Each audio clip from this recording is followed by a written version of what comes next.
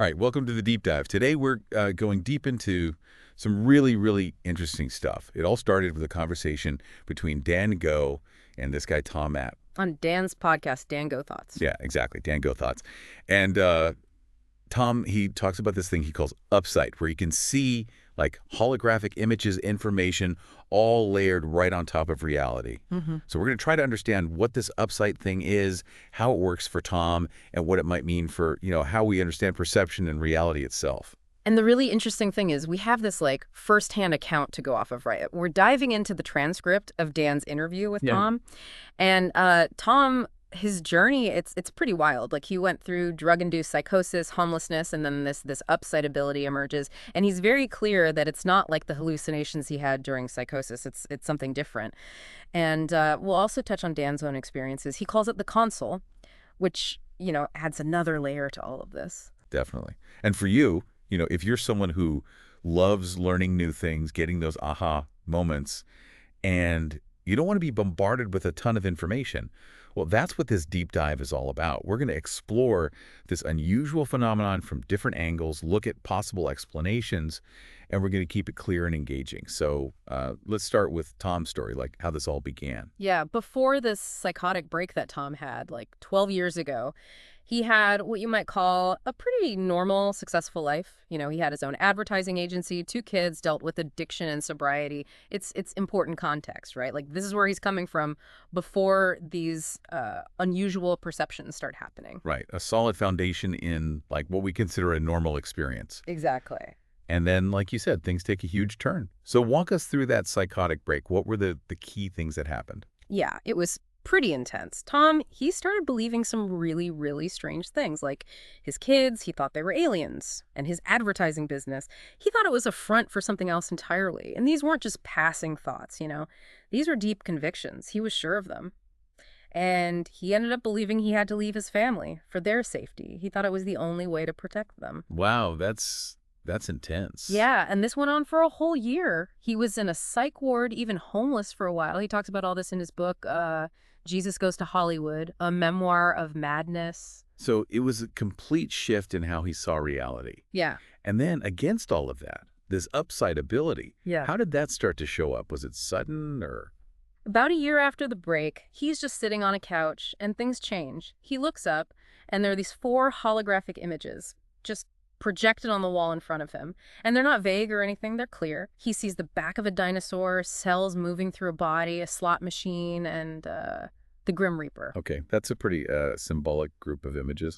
Yeah, and later on, he actually thought about what they might mean. Like the dinosaur, maybe that was the past, ancient life. The moving cells, that's life itself, how it works. The slot machine, maybe that's survival, chance, the unpredictable stuff. And the Grim Reaper, well, that one's pretty obvious, right? Yeah, death. It's a powerful sequence. Definitely. And he described seeing them almost like a drone view, like it wasn't fixed in one spot, moving in and out of focus. So it was dynamic, not something he was controlling directly. Not just him imagining things then. So Yeah. how does Tom describe what Upsite is like for him now on a daily basis? He gives some pretty good comparisons. He says it's like the way chess moves look in that show, The Queen's Gambit. Oh, yeah. Those smoky visuals that appear over the real chessboard, or like Iron Man's interface, the holographic display. Right, like augmented reality. Yeah. So it's like our normal vision, Yeah. but with this extra layer of visual information on top. Yeah, but there are some big differences, though. Tom says his Upsite visuals, they're usually just one color, maybe with a tint. And he can't control them like Iron Man, He can't swipe them, resize them, anything like that, at least not yet. He describes it as pulling these images from the ether, like from somewhere else. Okay, so not a computer interface. Yeah. But what about the level of detail? Is it super clear, like HD, or more abstract? It can be really detailed. He says he can see things like the human circulatory system or a cutaway of a portion in all the parts. Wow. But it's fleeting, The images don't stay, they dissolve, move away quickly.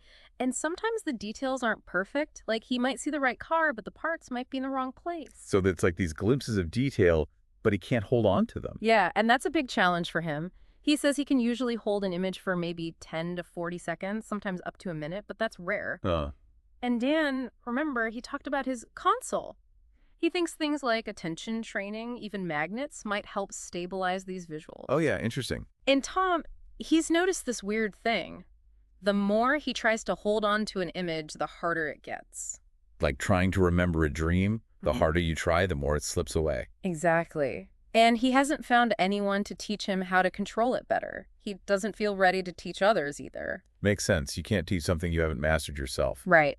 Now, he did mention a way that people listening could try this out, see if they have this upside potential, He right? did. He suggests trying it right before bed when you're in that relaxed state. He says to sit in a chair, not lie down, kind of like a meditative pose, and you just try to imagine a specific image, eyes closed or open. And the key thing is if you see that image holographically, like it's projected in front of you and you can change it with your thoughts, that might be Upsite. So it's not just a mental picture, it's like actually seeing it out there. Exactly. He says some people can visualize really well, but with Upsite, it's that external projection, being able to control it with your mind. He compares it to singing. Most people can sing a little, but not everyone can be a pro. Upsite might be like that, a natural ability you can practice and develop. That's a good way to put it. Yeah. So we're getting a better picture of what upside is like. But the big question is, how does it work? What's going on here? That's the million-dollar question, right? Tom compares it to our senses. We have ears for sound, eyes for light. So what's the mechanism for Upsite? Right. Yeah. And he actually feels physical sensations like pressure on his eyes, especially when he's trying to project an image. He even feels his eye muscles moving. That's interesting. Did he talk to like an eye doctor about this? He did. He went to his ophthalmologist who's been practicing for 30 years. And the doctor, he knows about Tom's ability. He's had other patients with similar experiences, but a lot of them stopped exploring it because the visions could be scary. Tom himself says you can see beautiful and horrible things with Upsite, like in dreams. But the key thing is, the doctor couldn't find anything wrong with Tom's eyes, even though he feels that pressure and movement. So no physical explanation with current medical science.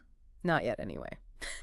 But Tom thinks things like pupil dilation and smooth pursuit eye movements, those might be clues. How so? Well, pupil dilation happens when we're aroused, focused, or processing sensory information. So it could mean he's actually reacting to something, even if it's not physically there. And smooth pursuit, that's how our eyes track a moving object smoothly. It suggests his visual system is following something, even if we can't see it. Makes you wonder. And how does Tom differentiate this from just having a good imagination? He worked in advertising, so Yeah. he's probably pretty good at visualizing things, right? Right, he has a strong mind's eye, can easily picture things while doing other stuff, like driving.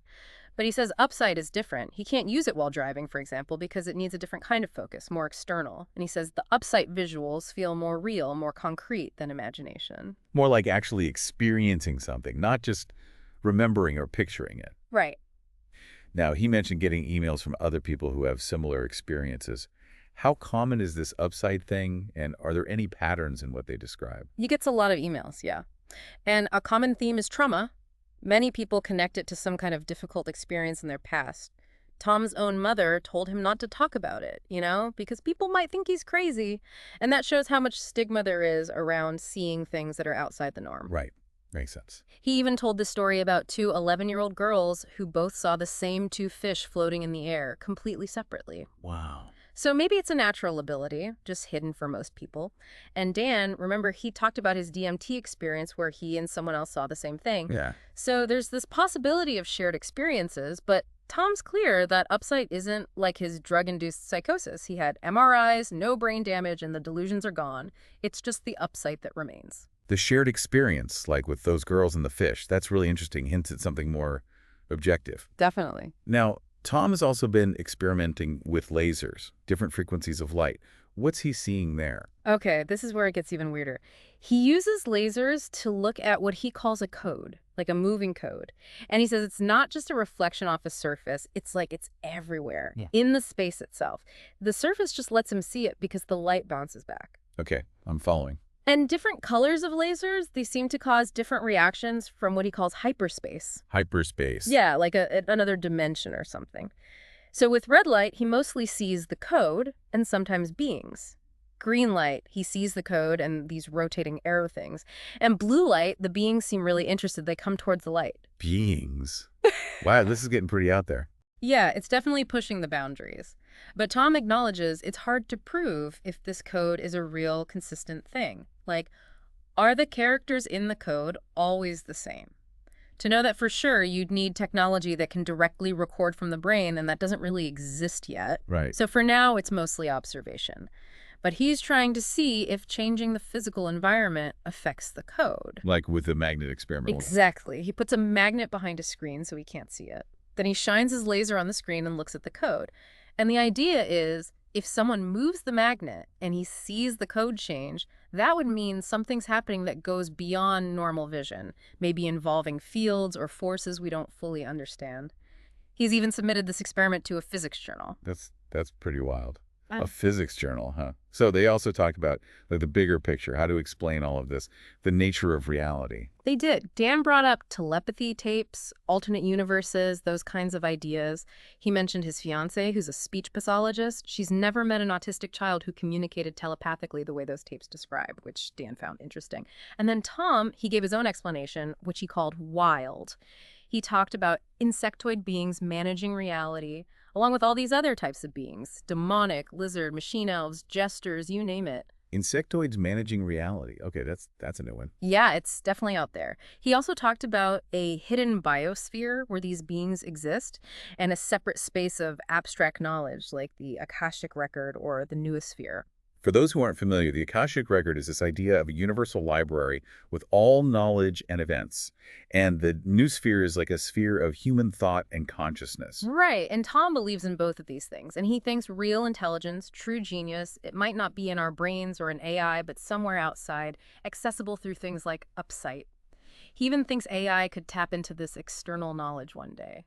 And what about technology? Does he see a role for that in all of this? He does, but not in a scary way. He imagines technology like Neuralink or even a ring or bracelet as a bridge to these other layers of reality. Not something that changes us, but something that helps us tune in better. He also mentioned Charles Bonnet syndrome, where blind people have vivid hallucinations. He thinks maybe that's the brain trying to access other fields when it's cut off from normal vision. Oh, interesting. And he stressed that we need shared objective experiences to prove these things are real, like if he and a blind person both saw the same thing. Yeah, that would be pretty convincing. They also talk about synchronicities and intuition, things Tom's experienced a lot. Yeah, he's had some really intense synchronicities in the past, like events mirroring song lyrics. Now it's more about communication. He also pays attention to physical sensations, like they're clues from his intuition. Dan, he sees intuition as the brain processing tons of information into gut feelings, emotional imprints. But they both agreed that being open and believing is key to exploring these things, and if you're resistant or scared, it's going to be harder. So an open mind is important. What's Tom doing now, and what's his vision for the future of Upsite? He wants to connect with more people who have these abilities, build a community, and he sees a business opportunity, like creating a network of these people as human differentiators of AI. He thinks we need to move faster than traditional research, though. A network of people with these abilities. That's a cool idea. They also talked about Chase Hughes, the body language expert. Yeah, Chase saw Tom's trailer online and was intrigued. He saw genuine reactions in Tom's body language. And Chase himself has temporal seizures and heightened perception, so there's a connection there. Tom's open to letting Chase analyze him, see if his body language shows anything when he's using Upsite. Another way to validate what's happening internally. Yeah. And finally, there was that cliffhanger about Dan trying the laser experiment. Right. Tom offered to let Dan try it sober, no DMT, to see if he can also see the code. And they both said if Dan can see it sober, that's a game changer. Huge implications, right? It can mean more people can access this, not just in altered states. Definitely. It makes you think, what else are we not seeing? What's just beyond our normal senses? Big questions. So for everyone listening, this deep dive into Tom Madden Upsite, it gives us a look into something beyond our usual understanding of how we perceive the world. Whether it's a brain thing, a doorway to other dimensions, or something about consciousness we haven't figured out yet, it's a fascinating story. It really is. And the holographic visuals, the reactions to light, even the magnet experiment, it all suggests a connection between us and the world that's more complex than we think. It does. And for you, think about Tom's exercise, the one before bed. Maybe you have this ability too. What if more people could tap into this hidden layer of reality? It could change everything. Tom's vision of a future with communication beyond words and physical limits, it challenges everything we assume about human potential. It really does. What stood out to you? Did any of this connect with your own experiences? If you want to learn more, check out Tom's website, tom-matt.com, and his book, Jesus Goes to Hollywood, A Memoir of Madness. And think about those big questions. What is the code? Are there others like Tom and Dan? What could we do with these abilities in the future? Exactly. And for a final thought to leave you with, if our reality is just one layer, what other layers are there, and how do we see them? Maybe Upsite is a natural human ability, just waiting to be unlocked. Maybe it's a sign of a universe that's way more connected and full of information than we can imagine. A lot to think about, isn't it? Definitely. Thanks for joining us on The Deep Dive. See you next time.